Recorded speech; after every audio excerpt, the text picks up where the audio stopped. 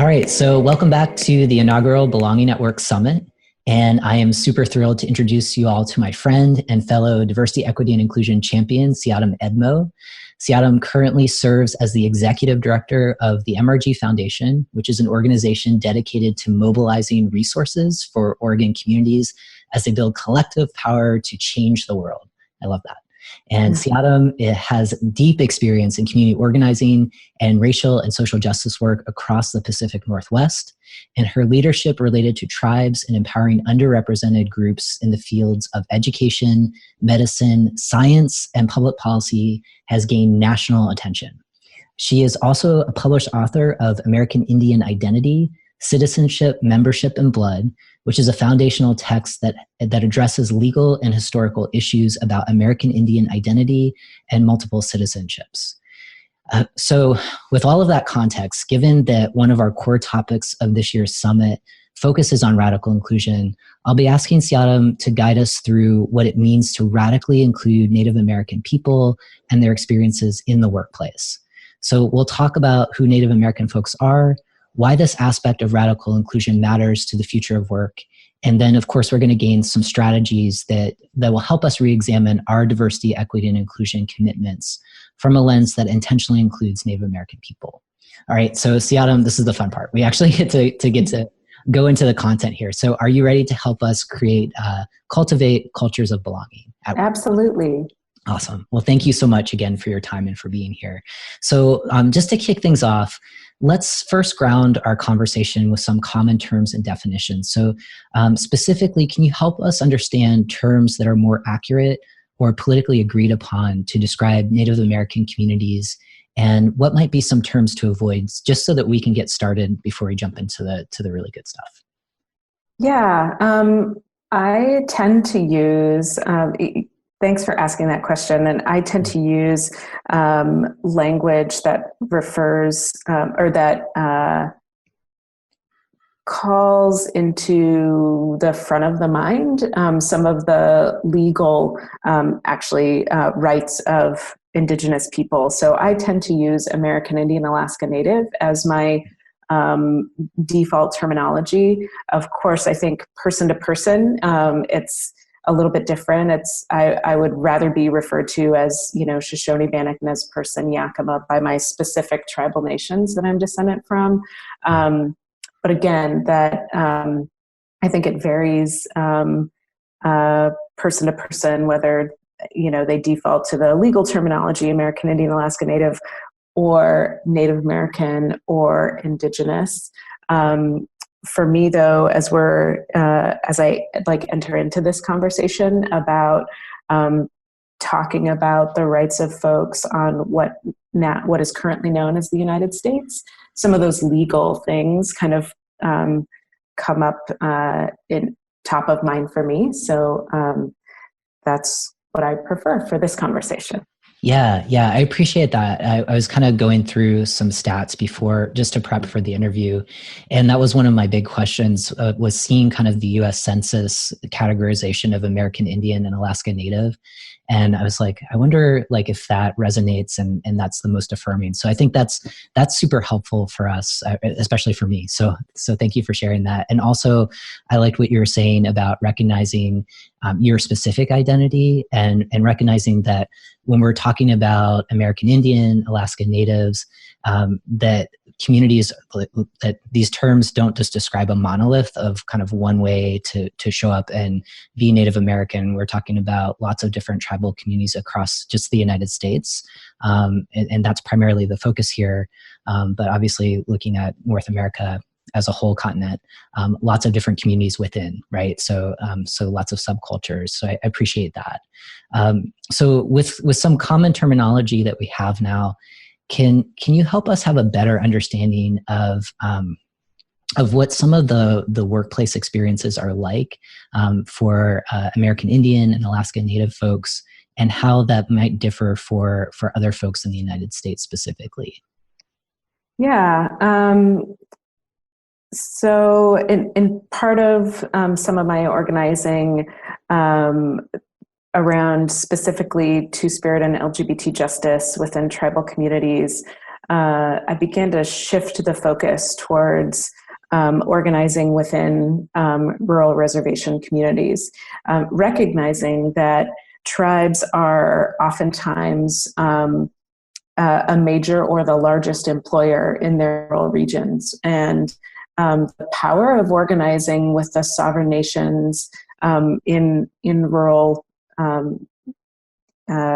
rural Oregon, rural Northwest communities is kind of leveraging a lot of those historical original instructions, how we are to treat one another, leverage those ideas in traditional tribal communities toward LGBT justice. So having the treaties and the tribes who utilize those treaties, and all of us who utilize those treaties, using that supreme law of the land to leverage towards LGBT justice was kind of the it was the point. So, looking at tribes as economic drivers, as cultural, not only cultural in the sense of their own cultural preservation, but cultural in the sense of setting the workplace culture expectations for the region around them, right? So if somebody has paid family medical leave, or they have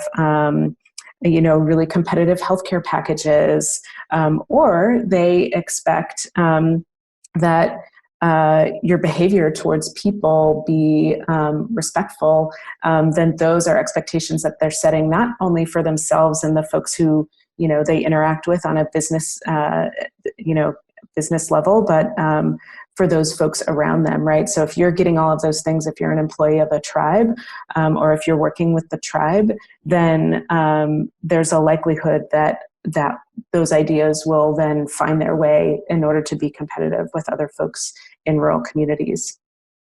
That's super helpful. And it's kind of like the lens that you have is looking really specifically within tribal communities. And I think that that's kind of always going to, these are our kind of universal values, and just kind of reflecting folks who might be a little more vulnerable kind of within sovereign nations getting employment, kind of recentering of these are our values, and this is how it connects to folks that are having a harder time with accessing jobs or employment.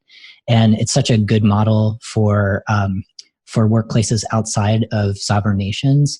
And so like in the United States, for Native American folks who are not currently employed by a tribal nation or a sovereign nation, like if you're someone who is working in, say, for the city of Portland, are you aware of like some of the barriers that show up outside of sovereign nations and just trying to get a job, and some of the barriers that you see, or at least have heard from folks within your own networks of like, hey, this has been a challenge for me, like things like common themes that you've seen pop up, like whether it's just kind of with wages, or trying to get promotion, or just kind of experiencing kind of derogatory terms and kind of slurs that happen on the job. Like, do you see any kind of themes like that for folks that have chatted with you about workplace experiences? I think for sure. So I think part of the reason why there are so many, so first of all, it's hard to kind of delineate between on-reservation employment, trends. Of course, we have like the highest rates of unemployment within reservation borders, as compared with any municipality or state, sometimes upwards of 80% unemployment. So it's like really, and kind of speaking, and a lot of folks tend to move between rural reservation communities and city communities. Our traditional ways of life, especially here in the Northwest, followed the cycles of food and traditional foods. So that meant for part of the year we were on the river fishing, and for part of the year we were, up in the mountains gathering and hunting. So the life cycle, throughout the year was very different, and it looked very different than sometimes the world we, maintain and live in today.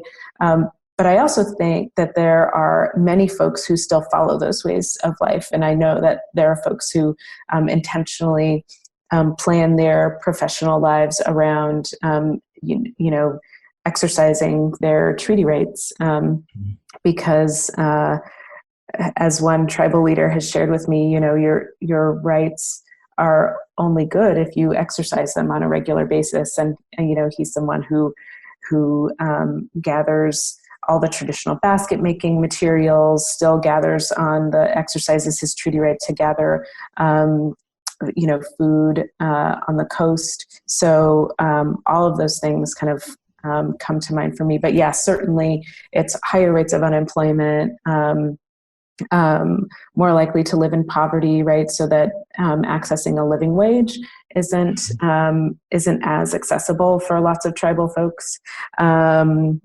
And I think all of that is exacerbated by poor health and poor health care through Indian Health Services, right? So if you're not healthy, it's hard to have and maintain a job in a workplace environment. And not to mention, the behavioral health, I think, consequences of everyday acts of discrimination.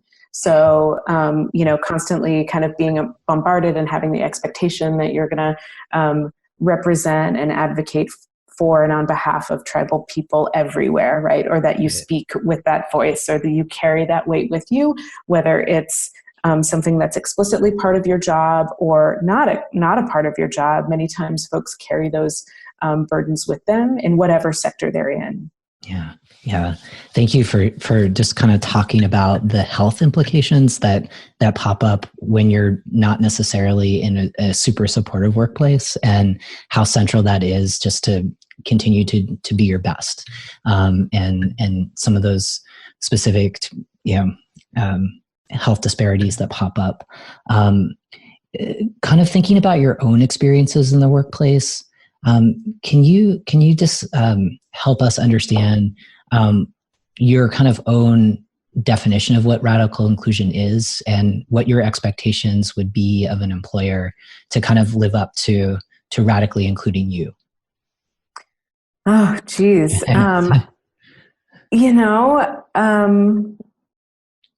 Even now as I guess, nonprofit leader, I don't know that I've ever really experienced something like that outside of community and outside of Indian country,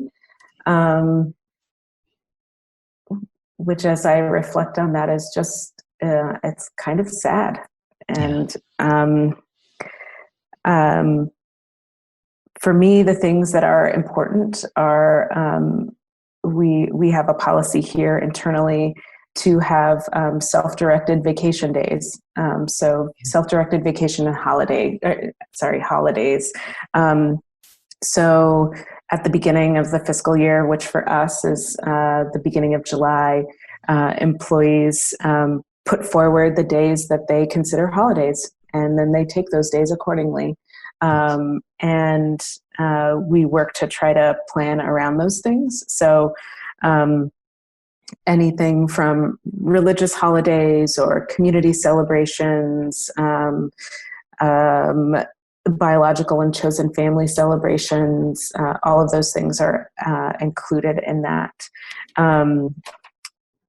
So those, for me, would be important. So, things that have to do with ceremony and family. And part of what I like to think that I do is set the expectation that folks have the autonomy, and not just the autonomy to take care of themselves and the people that they love, but also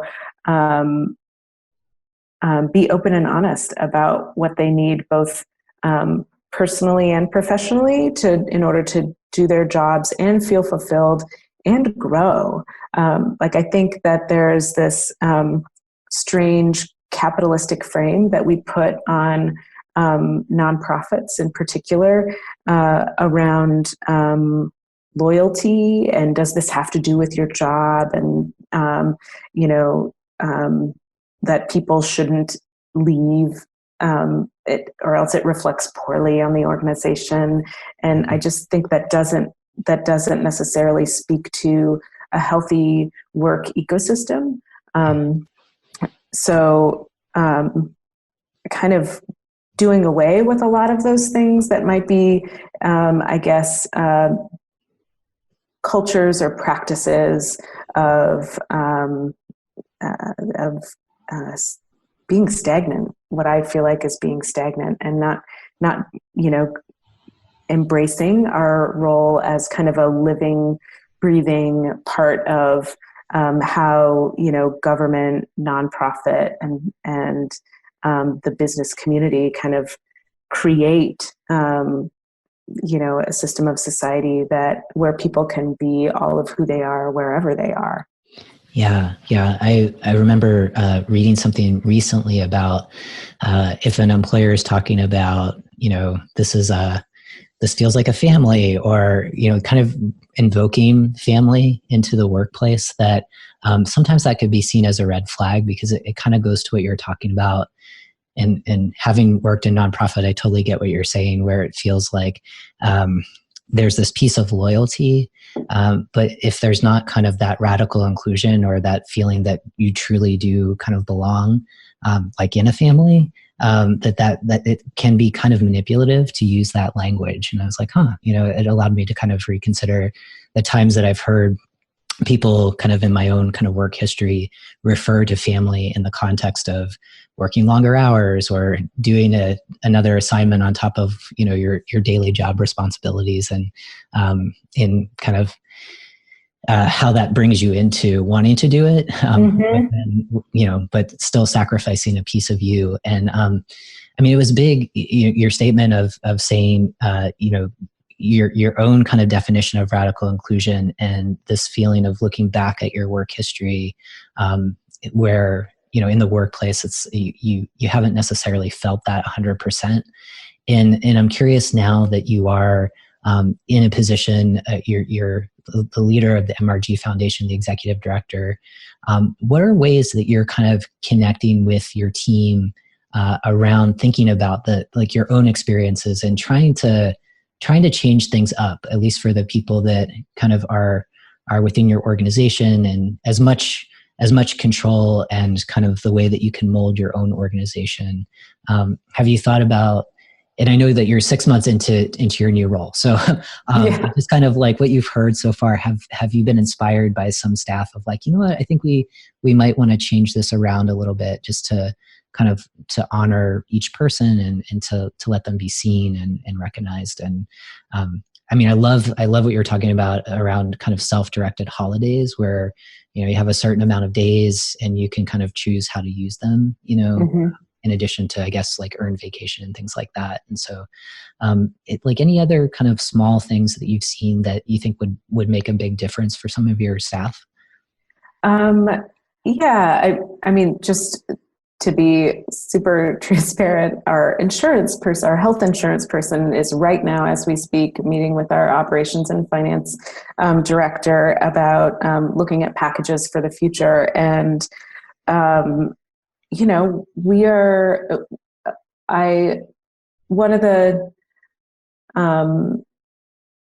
one of the expectations that I try to set up for staff is, and myself, is really talking about interrogating the questions that we're asking. So, understanding that our organization only grows in the directions of the questions that we ask ourselves, and also kind of the context in which we ask them. So, instead of doing, and we have kind of a healthcare needs assessment, like, how often do I use this? Do I, ranking all these things, like, is it alternative healthcare? Is it, primary care? Like, what's important to me?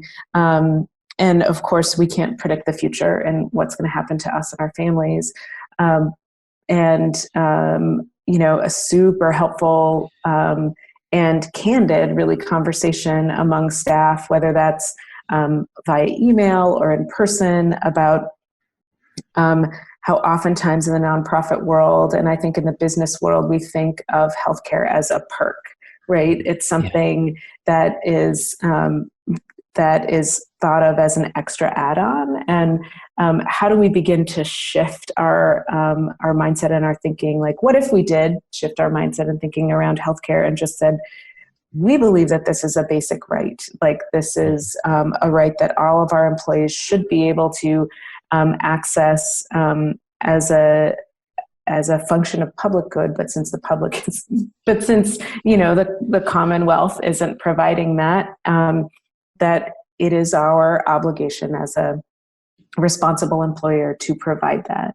And what does it look like if we shift our mindset to it not being a perk, but being something that is a kind of a foundational way in which we demonstrate our responsibility to the folks who are doing the work of this organization every day. So I think that's one way to think about shifting. And it's, so lucky that I'm a part of a foundation that is all about, social, racial, economic, and environmental justice. I feel like if I dreamed up a foundation like to make, like, this would be it. And and at the same time, the argument that I hear in some sectors about considerations for the environment, or considerations with formerly incarcerated folks, or considerations around, families' independence, can sometimes flow into this area of what folks call mission creep. And there's nothing, I think, more offensive than talking about mission creep, because I perceive that whole conversation as very white supremacist in nature. And, you're talking about, like, we want to preserve how the dominant paradigm thinks about this issue and puts it into this box. And instead, we think and have been challenging one another in this workspace to think about intersectionality as mission, like, booster. Like, it's not, it's a thing that helps you achieve your mission faster, better, with more accountability to the communities that you care for, with more accountability to everything that encompasses the issue that you're trying to address and work on. It's the thing that allows you to achieve that thing faster. So I think the beauty of, we've had here over the last couple of years, 100% staff turnover, our board experiencing a high level of turnover. And we're just in this space where we're kind of rebuilding, but with this amazing, deep history to social, racial, economic, and environmental justice. And, so the ground has been tilled and fertilized, and there's lots of stuff there. It's just a matter of, like, what do we want to plant? What do we want to grow from where we've been? So, and I do think those conversations start with a very open flow of ideas, right? If we've learned anything, I think, from the Black Lives Matter movement, in addition to that Black Lives Matter, it's that we've got to move at the speed of trust. And that goes for us in the nonprofit, business, and governmental sectors as well, and how we work with one another. So sorry to riff on that question. No, this is great, though. I mean, this is your vision as a leader for MRG, and, the fact that you have had this amount of turnover, as kind of this inclusive leader, seeing that as an opportunity.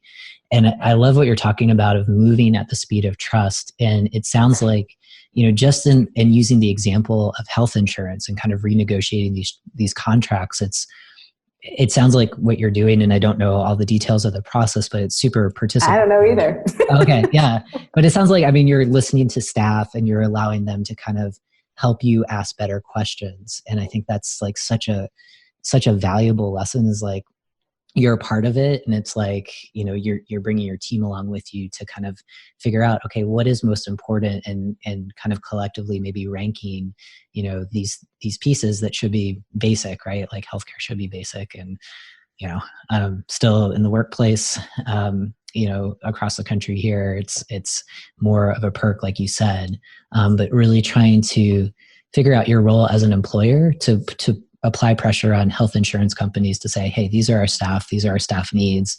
Can you come up with a plan that's reasonable? And then being able to kind of shop around, and I guess, like, making sure that you're really taking care of your staff, because kind of going back to healthcare, a healthy staff, will will help kind of establish that trust that you're trying to build, and then allow you to be innovative in the work that you're doing, which is amazing. And kind of like thinking about the foundation itself, you see you're issuing grants to a lot of nonprofit organizations and other groups across Oregon, for sure.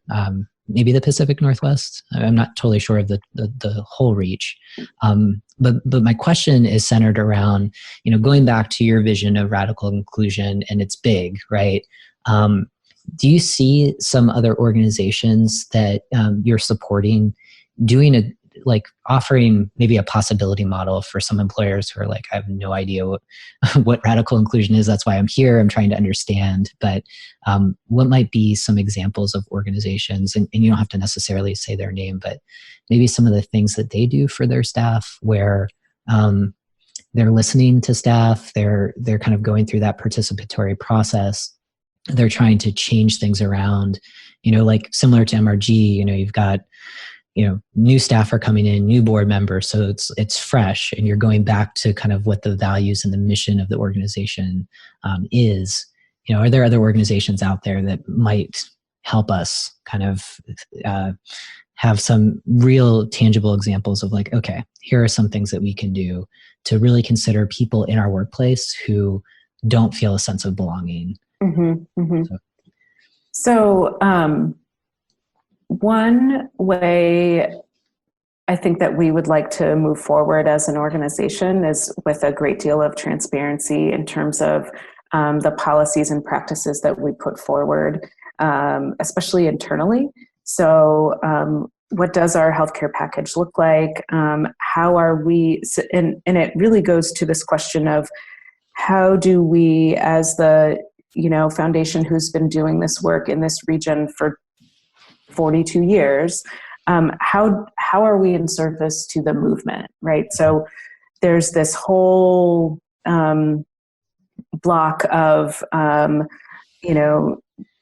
justice activists out here, and how are we cultivating that movement to be better, to be stronger, to build connections between organizations and individual leaders, to really demonstrate how we invest in that movement building, and because realizing that that there are pendulum swings that sometimes happen, but that we're failing forward, that we're advancing forward, that we're losing ahead, so that constantly, kind of building the overall narrative for the hard conversations around services and rights and what's next are happening because of how we kind of cultivate that community. So that being said, I think that there are particular ways that we can be open and transparent. Also, there are things that we can do with our investments, right? Mm-hmm. If we give a general, and we've been kicking a lot of these ideas around, like, what if we just did this? What if we eliminated grant applications altogether and just said, we want you all to come be in community with us and present your wildest, most visionary ideas for your work. Cool. Like, yeah. What if that was it? What if that was the entire application? And the point wasn't to, create a hierarchy of things, but it was to kind of cultivate community, a community of organizers and movement builders across the state. So what if that? What if, along with those general cycle grants, that all of our grants weren't for specific, like, oh, we're the funder of this new pretty thing over here. Look how innovative we are. It's not about us. It's never about foundations. It's about people who are doing the work on the ground. So we're not interested in necessarily reinventing the wheel. And I think that is also like a super colonialist thing to be and say, like, oh, we're this new thing. No, we've been doing this shit since time immemorial here. Yes. Like we've been supporting, we had zero homelessness when Indigenous people were around. Like, we didn't allow for it. Yeah. This didn't exist. And now all of a sudden we have it, like, with this newfangled economy and stuff. So anyway, but it's also embracing the contradiction of what we do, right? So radically moving wealth from economies of extraction and exploitation and really death, right?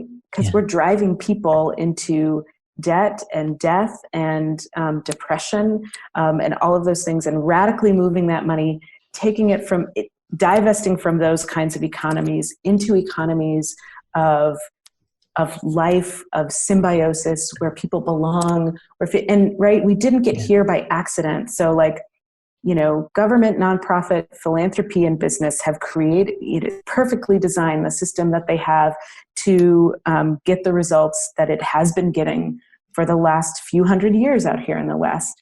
Well, how do we use that same system to move in the direction of justice? And we're part of what I love about this space that MRG is organizing in and trying to cultivate is not being in denial that we use and give money, or that we of any of the thing. It's kind of embracing that contradiction of taking wealth and moving it, and not necessarily rejecting all of that, but recognizing that's what we live in right now. That's the main tool we're using. So yes, let's give some general fund dollars to an organization, but then let's give them a portion above and beyond that to invest in the health and wellness of their employees. What would that look like? So that's an idea that Opal Environmental Justice just introduced us to a few months ago at our last capacity building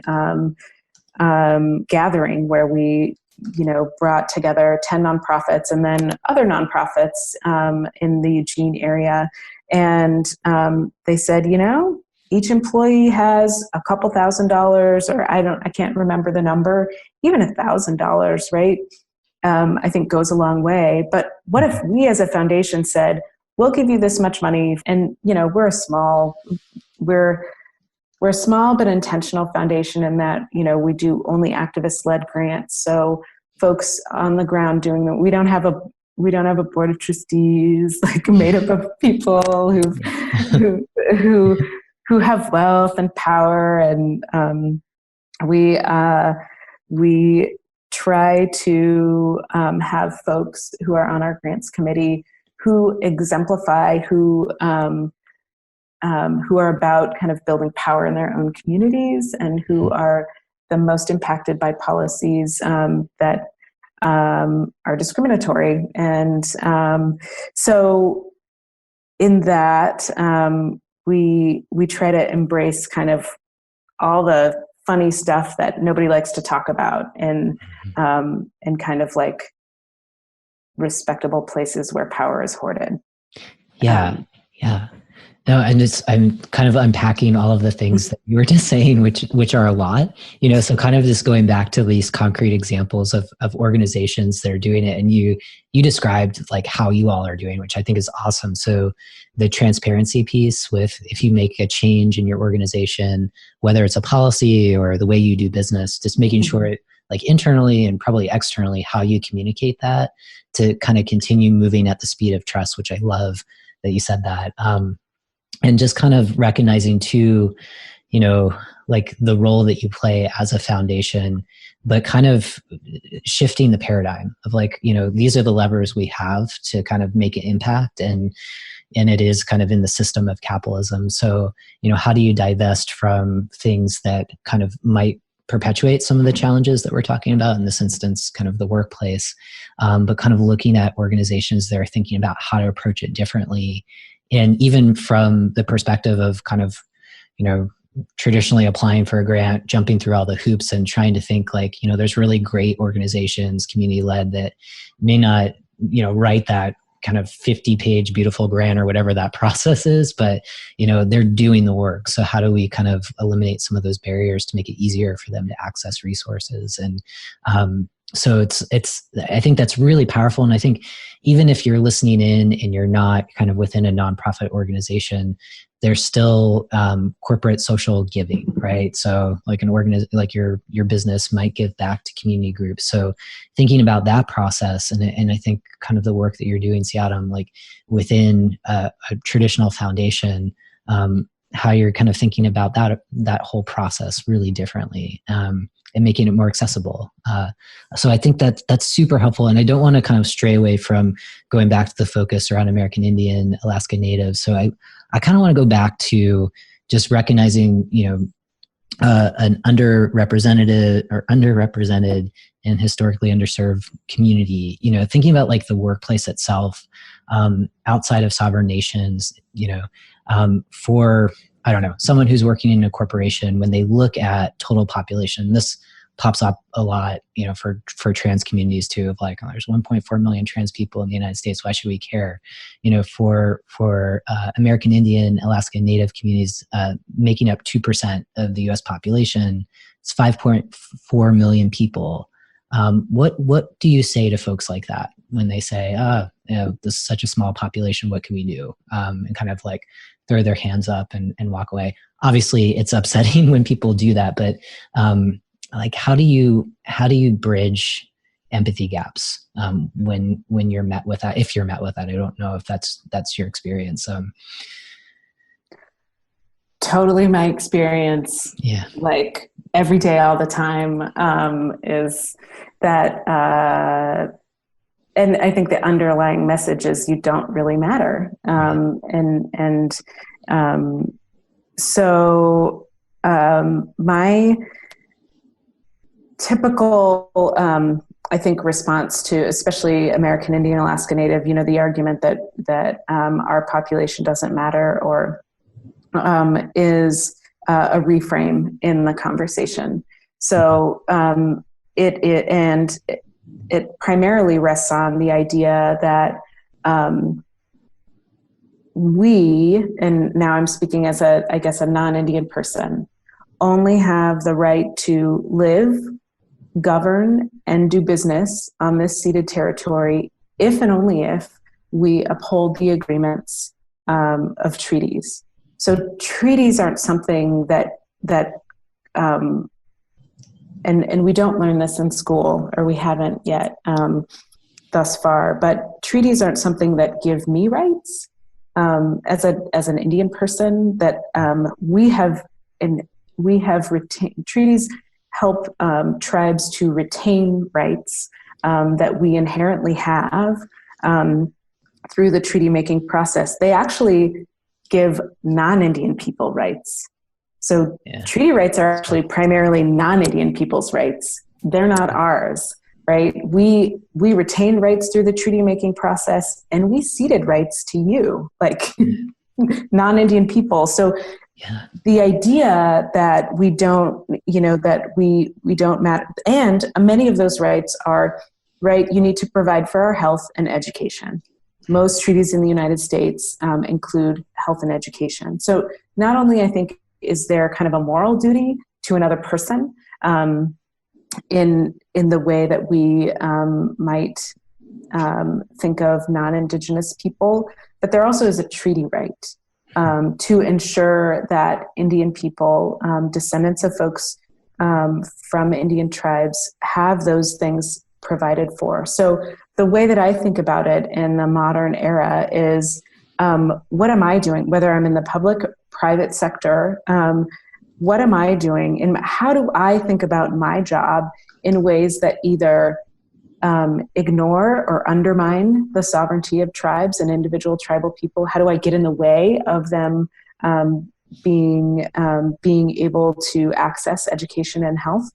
Or how do I do my work in ways that respect and uphold tribal sovereignty? Right? Yeah. What does that even look like? And I'll give you a few examples in both the business sector and in the nonprofit world. So a couple of, and I think failed deals are actually really great places to start because they're kind of an attempt at something, at getting towards some place. So a couple years ago, Oregon confronted the first public land sale after the election of President Trump. So it was the Elliott Forest. Yeah. And folks were just coming to I mean, probably hundreds of thousands of dollars were spent here by national environmental groups, right? Because it was seen as this kind of canary in the coal mine of public land sales. However, it actually was something very different if you kind of reached beyond the surface, right? So first of all, don't get me started on how horrible it is to have your state funding for education dependent on timber sales. Like, yeah. First of all, that's the case in Oregon, and it's totally not a good, your education is dependent on the destruction of the environment in which you live. Like, that's horrible. And at the same time,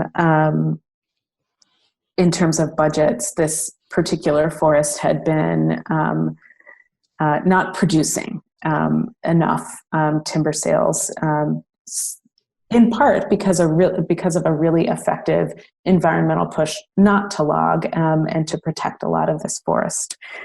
But what wasn't very clear from just looking at the surface was that the purchase of the sale and then the purchase by Lone Rock Timber Company of this particular forest was supported by four of the five Western tribal nations who all had experienced termination in the 1950s in favor of garnering some of their really wealthy timber holds that they held on their reservations. So they all had been terminated, and then many of them had a role to play in this land deal, right? And it was moving this piece of land from the public sector to the private sector, but that private sector created this deal where one tribe held the conservation easements, where the tribes ensured that nobody lost access to the land and really believed in that,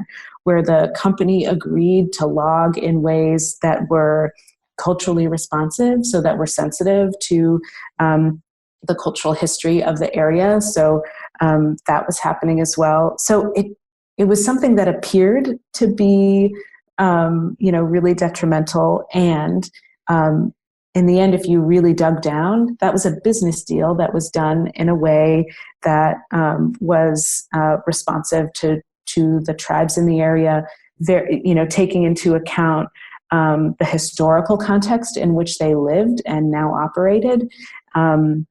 So that's one example. And it failed, and who knows what's happening with it now. But it was really interesting, interesting to me at least. And I think other examples are nonprofits, right? Nonprofits who are now, who I think before, there's a lot of bubbling up around Indigenous land acknowledgements in the nonprofit world, in the foundation world, et cetera. And there's a lot of, I think as a result, there's a lot of questioning about, okay, so if all we're doing is acknowledging this past, like, what are we doing now? So, so many people are, kind of moving forward and moving into that conversation around land acknowledgements, going like, holy crap, we haven't done anything with these folks for like hundreds of years. And what does that mean for us now? It's almost like a midlife identity, organizational crisis. Like, what have we been doing for this community lately? That's kind of begging a lot of these modern questions. Like, we can't just think about these folks as like existing in the past that we just have to acknowledge them and then move forward with our work as needed, which is exactly what that, I think, land acknowledgement is supposed to do. It's supposed to like trigger something to make you think about, whoa, how are we working with these folks? And so I think two examples.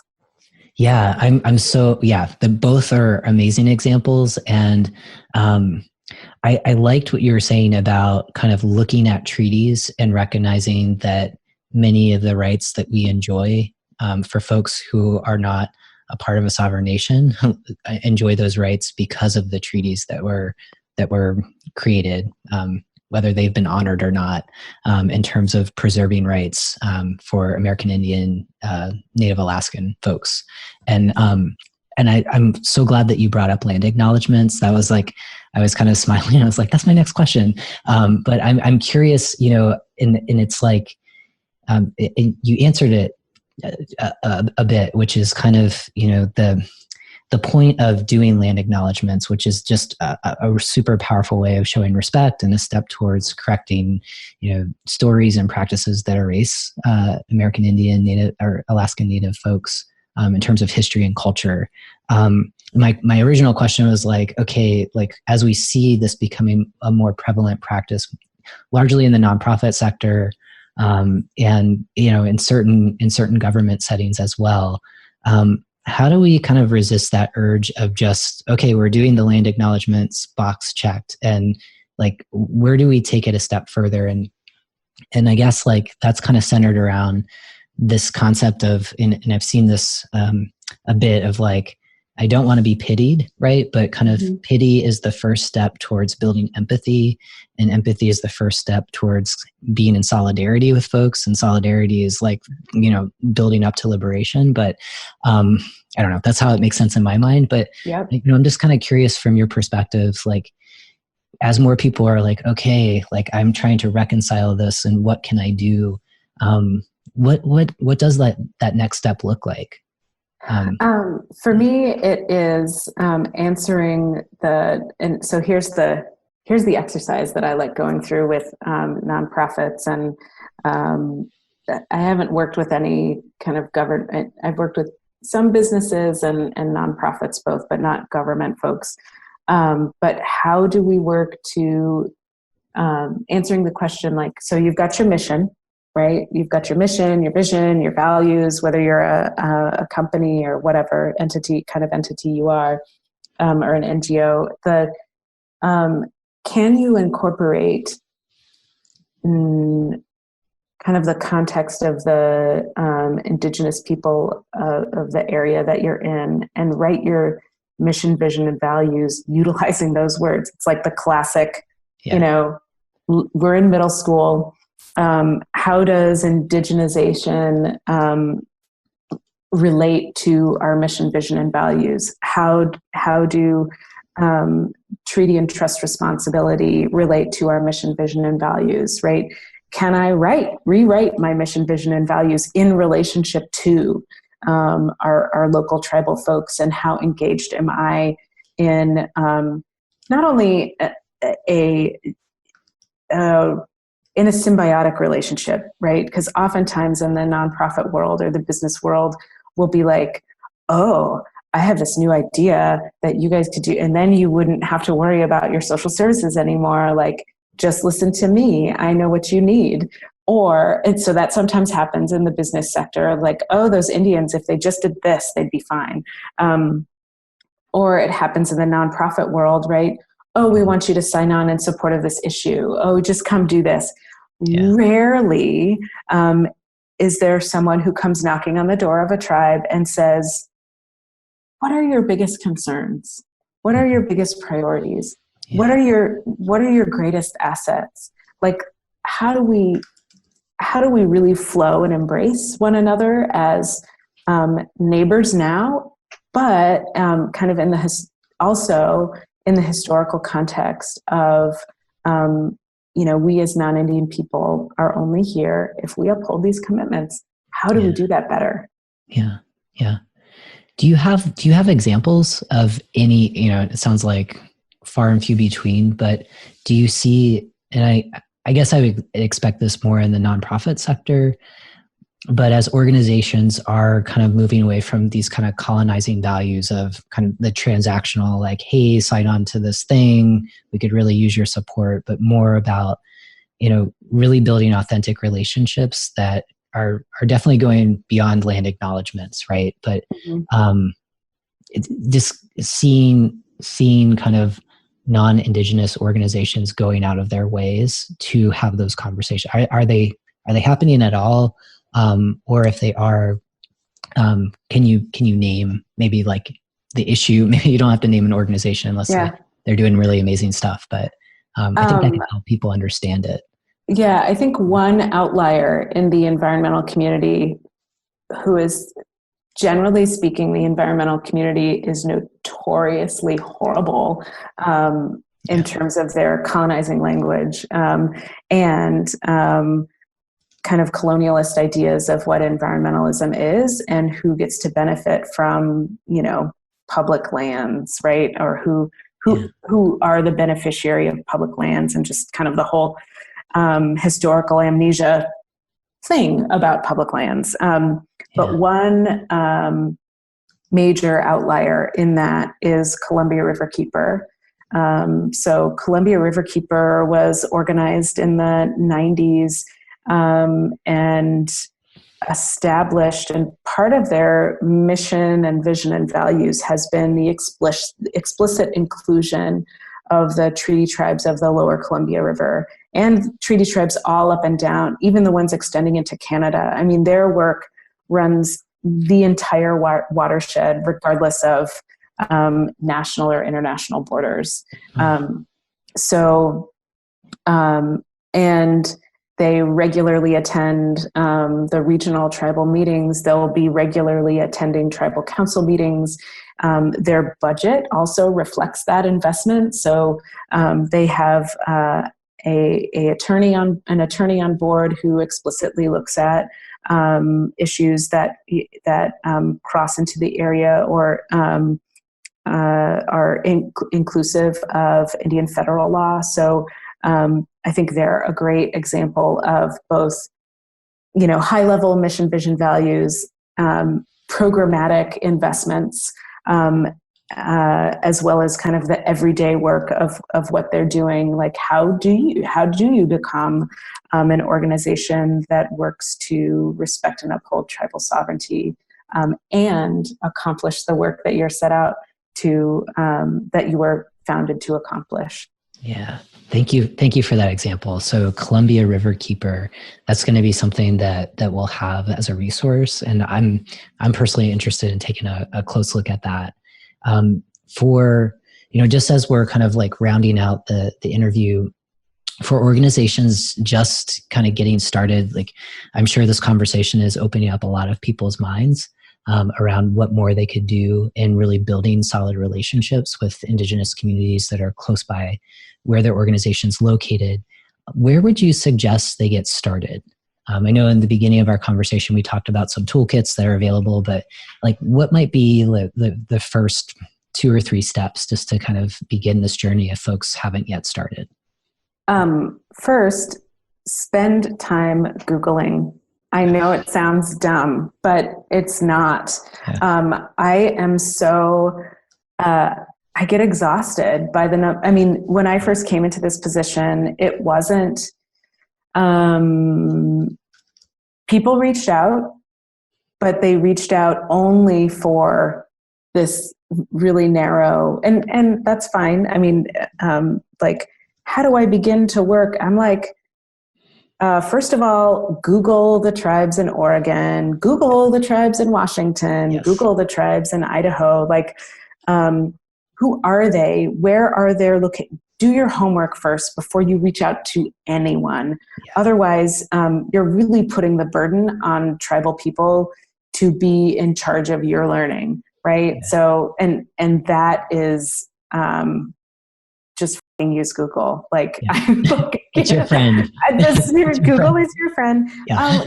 And try to use reputable, like, go back to high school and Yeah. curate your Google searches. Maybe use Google Scholar.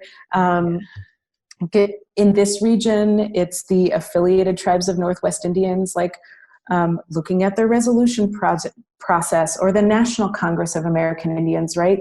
Yeah. What was on the docket for the issues and things that they passed and looked at. Look at Indian Country Media Today. Look at just do your homework first is a good place to start, to try to understand kind of the landscape in which you are doing your work. Yeah. That would be the number one thing. And then reach out to your local, friends or family who are Native, because I think that's the first thing one of the things about white supremacy is that, I'm going to rely on you to do all the labor so that I can look like I know what I'm doing. And that's, it's not a pretty look. Like it's definitely it's definitely that self-education. And it's just, and I think this extends for people who are in another category for a variety of different dimensions of diversity. But it's such a burden to be on your shoulders when someone's like, hey, I'm really interested in learning more about you. It's like, it's not about learning about Siatam or Rhodes. It's like, it's seeing you as a monolith of like entire communities that just may or may not be a part of your own experience. And it requires a lot of emotional labor. So I completely agree with that. I think it's such good advice. We'll have tons of resources as well if this is a topic, and I hope this is a topic area that folks are really interested in learning more about. I know that you've definitely educated me during this period of time, so thank you. I know that's a lot. Just kind of like our last question is more, Siatam, like where can we find more about your work and just ways to stay connected with amazing stuff, amazing leadership that you're doing at MRG? Yeah, so you can find MRG Foundation online at mrg.org or mrgfoundation.org. And we also have a Facebook, Twitter, and Instagram. I also think it's worth, if you want to check out, I also should mention, I had the honor of a couple of years ago co-editing the newest third edition of the Tribal Equity Toolkit. The cover looks like this. Yeah, it's amazing. Awesome. Cool. It's free and available on the web because we want people to use it, and we don't want people's income to be a barrier to utilizing it as a tool. But I and Aaron Writings, who now works for the National Association of Counties, co-edited this edition. So it just kind of follows that, how do we leverage tribal sovereignty toward Two-Spirit and LGBT justice? And it's now really honored that it's now the official policy around inclusionary policies for tribes through the National Congress of American Indians. NCAI.org, check them out. They have a National Two-Spirit Task Force now that's been established. The Center for Native American Youth is also really engaged and invested in Two-Spirit justice. So I would say, that work has taken off and taken a life of its own. And I'm so happy and honored to have been a part of, kind of the early medium stages of it, because it's a colonial thing to say I was involved from the beginning, because it started long before I was born. And just happy to have been a part of it in its newer versions. Yeah, that's awesome. So we will definitely it's the Tribal Equity and Inclusion Toolkit. We'll have that available. Siatam, I loved our conversation. Thank you for your patience and your grace, and just sharing a little bit more about your worldview and how we can all do better in the work that we do as it relates to diversity, equity, and inclusion. So for participants, we'll have additional info, including workbooks and other takeaways from this conversation as we move forward through the summit. Thanks. For everyone watching, thank you so much for joining us. Don't forget, if you want more time with these talks, if you'd like additional resources for doing this work in your organizations, and if you'd like to join our community calls after the summit, you can check out our options for getting extended access to all of the sessions and other helpful goodies using the link below. Every purchase also helps me pay the speakers for their generosity, wisdom, and labor in helping us grow the belonging movement. Thank you, and thanks again to today's featured belonging champion.